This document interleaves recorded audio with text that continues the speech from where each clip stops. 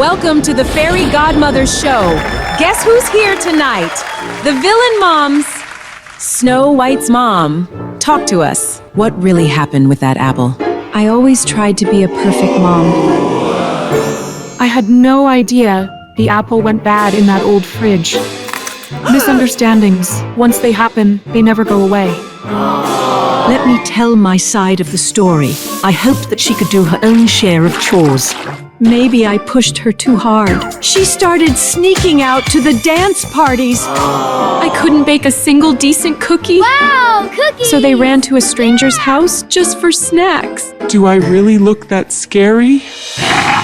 Oh, I just tried to give them a hug and they totally freaked out. Probably just too hot. I just don't get it. Can we ever be good moms?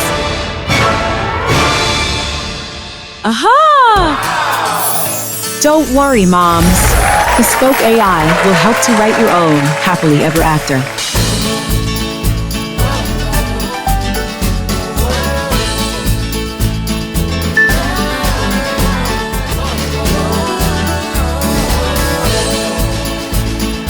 For every kind of mom.